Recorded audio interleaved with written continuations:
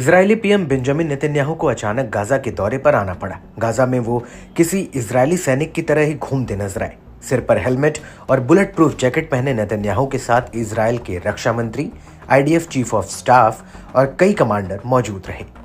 Netanyahu Gaza के ताजा हालातों से रूबरू हुए। नेतन्याहू ने यह ऐलान किया कि अब गाजा में हमास कभी वापस नहीं लौट सकेगा।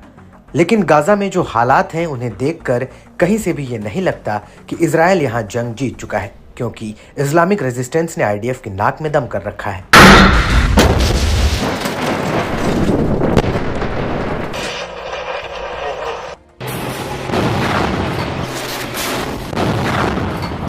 गाजा मलबों के ढेर से पटा दिखाई दे रहा है और वहां की टूटी फूटी इमारतों के भीतर से आईडीएफ पर घात लगाकर हमले हो रहे हैं। लेबनान के बाद गाजा में भी इजरायली सेना को कई जगह भारी नुकसान पहुंचा है। हमास एक बार फिर से हावी होता दिख रहा है और इसकी असल वजह अल कसम ब्रिगेड है, जिसके लड़ाके गोरिल्ला अटैक में माहिर हैं।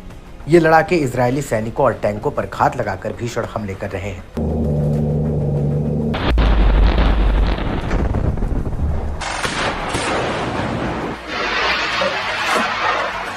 हमास की मिलिट्री विंग अल कासिम ब्रिगेड्स ने उत्तरी गाजा में आईडीएफ के ऊपर एक बहुत ही बड़ा हमला किया है। यहां पर अल कासिम के लड़ाकों ने जबालिया में आईडीएफ के मेरकावा टैंक को डिटोनेटर से उड़ा दिया है। अल कासिम ब्रिगेड ने इसका बाकायदा वीडियो जारी किया।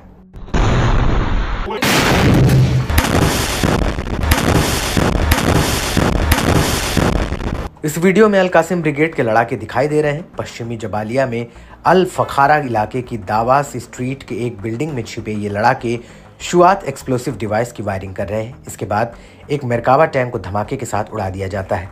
रिमोट से ब्लास्ट किया जाता है। 2 कैमरों से अलग अलग लोकेशन पर वीडियो शूट किया जाता है।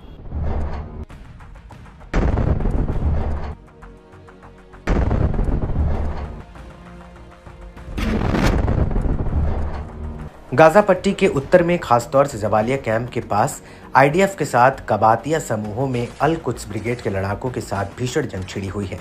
कई इलाकों में आईडीएफ की गतिविधियों और स्नाइपर ठिकानों पर भारी मात्रा में सीधी गोलियों की बौछार की जा रही है। अल कासिम ब्रिगेड का दावा है कि उसने हाल ही में 3 इजरायली ड्रोनों को भी अपने कब्जे में ले लिया है।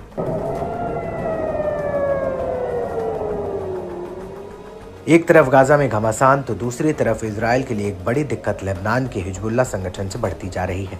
हिजबुल्लाह की बैलिस्टिक मिसाइलें अब तेल अवीव के भीतर तक मार कर रही हैं और आयरन डोम उन्हें रोक नहीं पा रहा है।